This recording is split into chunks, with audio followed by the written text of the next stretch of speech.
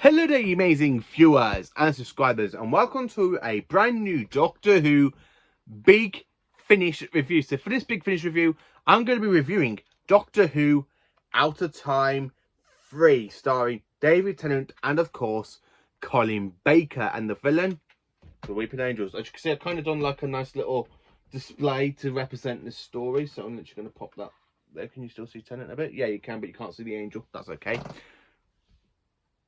That's right, they don't come to life. So, talking about Out of Time 3, do I really enjoy this story? You're probably wondering.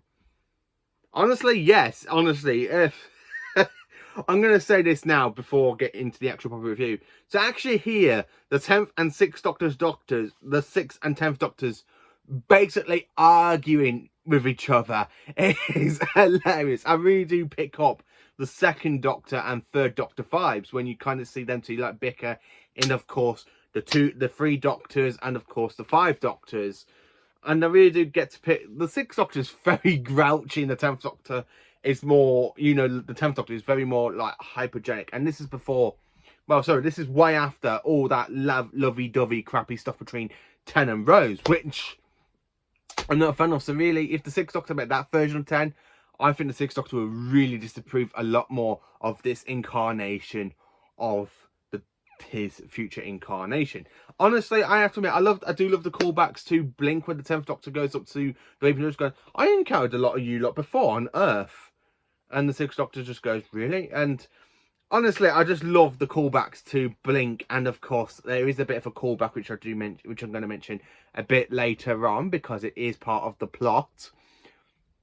Honestly, I have to admit, this basically timey-wimey story is just superb and brilliant. So, to have a planet, basically the alien people of this planet, basically blind, that they can't really see, but they've got other senses, and then you've got the 2 Doctors that basically meet, and of course they're like, it's too white, I can't see a thing in white. And the Doctor just goes, hang on, I go and get this special lamp from my TARDIS. And then when the 2 Doctor meets, I love the fact straight away when you get into it, and the 10th Doctor materializes, because the TARDIS at the beginning of it is basically out of control because it's inside a temporal time, what have I written down?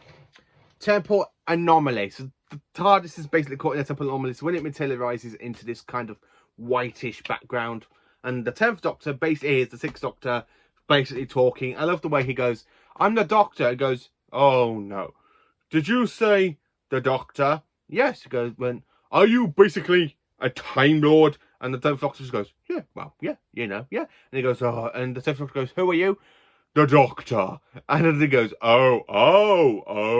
I like the way Tennant just goes, oh. I really do like that way, because these 2 Doctors basically meet, and it's brilliant, honestly. Honestly, to hear the way these 2 Doctors literally meet, and you can really tell the 6th Doctor really doesn't like the 10th Doctor that much, because he literally goes, and he does say some lines like the 2nd Doctor would, because literally, before they go into the 10th Doctor's ties, he goes, what have you done to the windows? They're very much wider. And the 10th Doctor goes, yeah, just get in. So when he gets into the TARDIS, and the 6th Doctor looking around the 10th Doctor's like TARDIS, and he literally says something, the 10th Doctor goes, I think it's quite atmospheric, which is really a nice callback to Twice Upon a Time, where the 12th Doctor met the 1st Doctor, and the 1st Doctor's there saying something about the 12th Doctor, and he goes, it's atmospheric. I really do pick up, like, the Twice Upon a Time basically did kind of set like this lines up as well.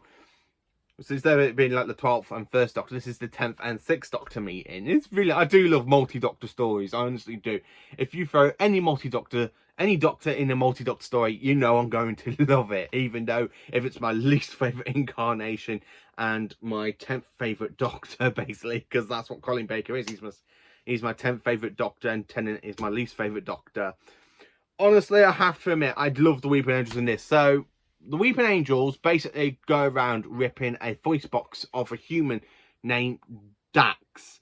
Yeah, he ends up basically nicking a voice box of the human Dax, like they do with the army soldier Bob in Flesh and Stone and the Time of Angels. So really, like the Matt Smith two-parter, the Weeping Angels are back into their old tricks. But because they've already feasted off the 6th Doctor and the 10th Doctor there as well, so really they're going to feast off these 2 Doctors because they get sent back in time, and the Weeping Angel basically triples into 51 versions of baby Weeping Angels, where in fact it's just like, the beginning of it's like 1, because it's already had the power of the 6th Doctor, it multiplies into 6, and then when the 2 Doctors get sent back in time, because they've got these 2 alien women that can't really see, so they're there running, trying to find the Doctor's TARDIS, and the Doctor goes, "Hit the green button!" And then, of course, the 2 Doctors get sent back in time again, which means the Weeping Angels basically multiply from 6, well, from 3 into 51, because the first 3 Weeping Angels that go after him, the Doctor basically traps them inside a quantum time lock, making them look at each other. So making the 3 Weeping Angels look at each other, making them quantum realm stuck. So they're stuck staring at each other. I'm going to talk about Angel Dax. Now, the way you kind of hear him laughing, it really gives the Weeping Angels something more to do. So for a villain that is basically, you have to see, works really well in audio. So this is the only Weeping Angel audio I've actually got from Big Finish. I know they've done audios with the 5th and 8th Doctors, so I do need to get them at some point.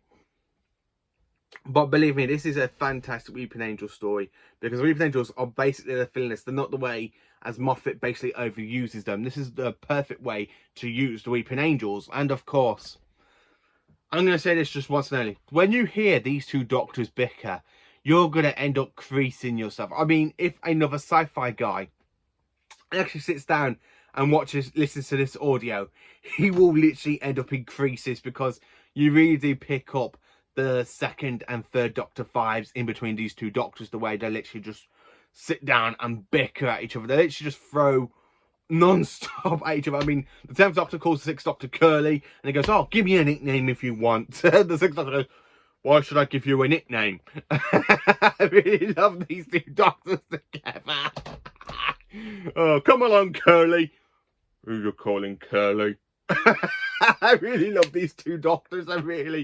The way they literally throw, you can really tell Colin Baker and Dave don't really have a great time filming, like recording this for Big Finish really well. You can actually tell they absolutely loved doing it, because you really do pick up these 2 Doctors. You really do pick up the Troughton's Doctor and John Pertwee's Doctor basically bouncing off each other. It's like Colin Baker is the 6th Doctor and Tennant is the fun dozy of the 2nd Doctor, when you kind of see him turn up in the 3 Doctors go, "Oh my word, my dear, we are in trouble, aren't we?" Just as well as I just turned up.